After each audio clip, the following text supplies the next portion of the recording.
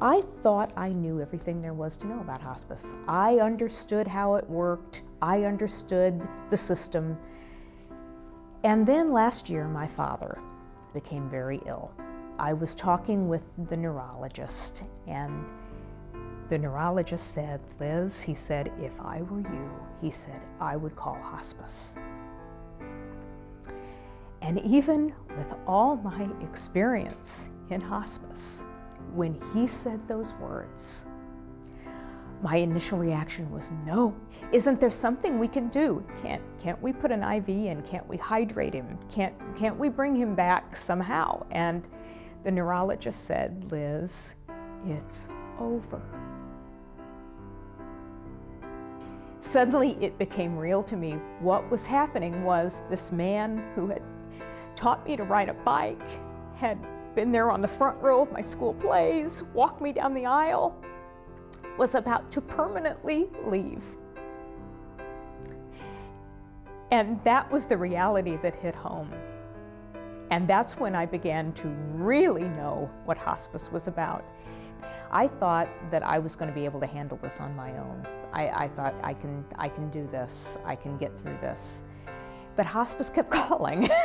They'd call and they'd say, "Are you okay? We're just checking in. Are you all right? Are you okay?" And my husband finally, and my husband and a couple of good friends finally told me, they said, "Liz, why don't you go talk to one of their grief counselors? Just go in, just one time, just go talk." So it was basically to appease them. I said, "All right, I'll do it." Best thing I ever did. Following Dad's death, I didn't realize how much I needed that support. I really didn't. I did one-on-one counseling with a grief counselor here at hospice, and she was magnificent. She really was. And I didn't realize everything that I was keeping pinned up inside me.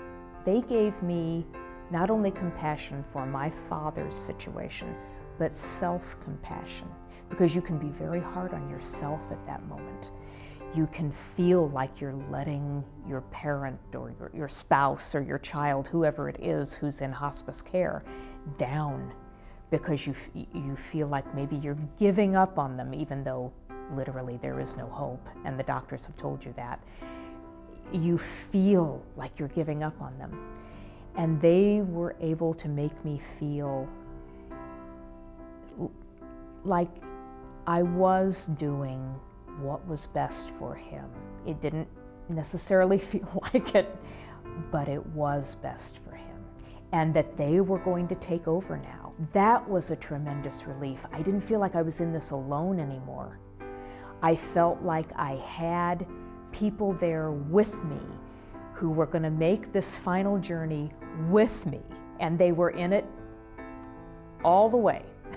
No half-heartedness here. They had signed on and they were going to walk this walk with me.